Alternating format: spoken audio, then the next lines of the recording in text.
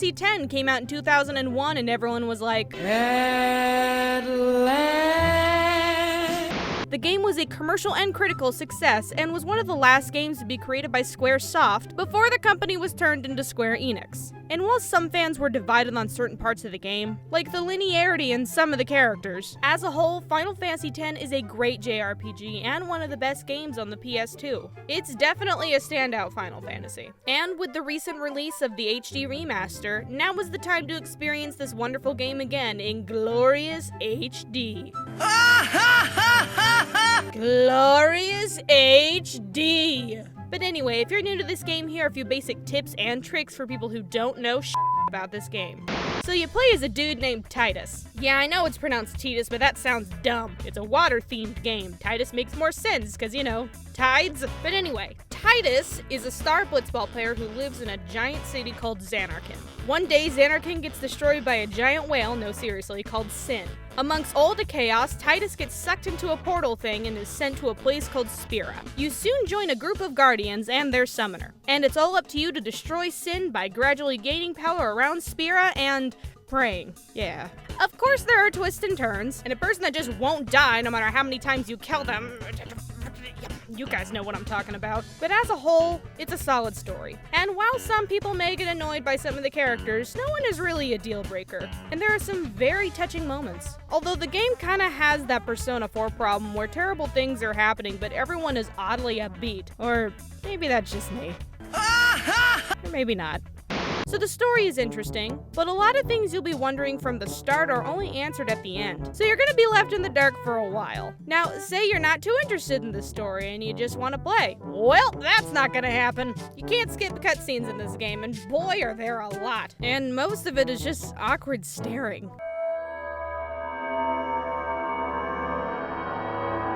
All you can do is slam the X button a billion times to speed up the dialogue slightly faster. And Final Fantasy X can get challenging, and dying sends you to your last save, and that means re-watching everything every time if you mess up. I'm not sure why they didn't put a skip scene option in the HD remaster. Like, for reals, it ticks me off. I mean, they put it in Kingdom Hearts 1.5. They'll realize that unskippable cutscenes are a bad idea. Like, what's going on over there, Square? You guys smelling paint again?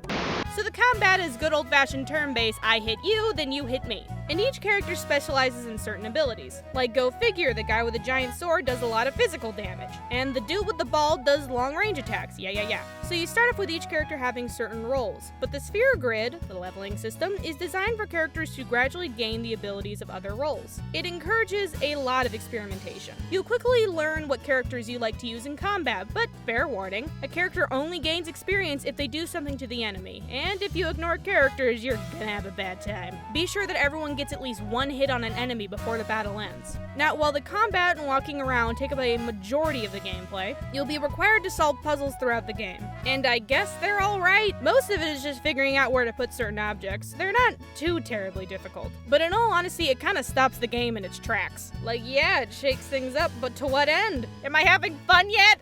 Now, the basic fighting stuff is pretty straightforward, but there is a lot going on in the background here when it comes to enemy weaknesses, items, weapons, equipment, and attack strategies. Final Fantasy X is a big game, and it doesn't always tell you everything. And I wish I could go over all the details in the combat, but I am just a simple bun on a deadline. Now, while the minor fights aren't anything to get all super technical over, the bosses are, and that's when the combat details come into play. Having a boss guide handy showing all of its weaknesses is so helpful. God bless the internet. Now, while every boss is different, casting haste on your party will automatically make things easier. Do it. Just do it. I don't care if you want more of a challenge, just do it, you nerd! Now, as I mentioned earlier, the game is very linear up until the very end. So if you get stuck in an area, there isn't any turning back, and you're kind of forced to level up in that area. If you have any doubt that you might be underpowered before moving on, dear God, love yourself and go grind some more because you will need it. Grinding is a big part of this game, and it's gonna eat up a lot of time. And one thing you can do to ease the grinding pain is switch Yuna's Aeon entering animation to short. Oh my God, this thing takes so long. Why is this here? Also, since there are a lot of points of no return, having multiple saves for one playthrough at different points of the game is highly recommended. In case you mess up so bad that you have no choice but to go back when things were simpler and less terrible. Maybe I'll go pet a chocobo this time. So not dying is a big part of this game. Well, any game, really. But after a battle, your health does not go back up to 100%. Make sure after every fight, you go into the menu and heal your party. Make a habit of this, because if you forget and get ambushed suddenly, you dead, son.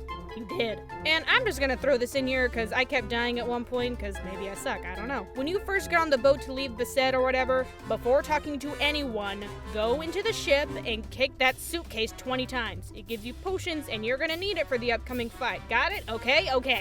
Final Fantasy X is full of extra bosses and content that are hidden all over the world, and most of it becomes available once you get the airship. Now, a lot of the extra bosses are very, very, very hard and require you to be up to a super high level. You'll be able to beat the game at a decent level, but don't think just because you beat the game you're ready for these extra bosses. Oh no, these guys will smear your sweet little white boy cheeks all over Spira. Most of the bosses require your health to be up to 9,999, and last time I checked, that's a big number. So get some double AP weapons, equip some overdrives, and grind. Isn't gaming fun?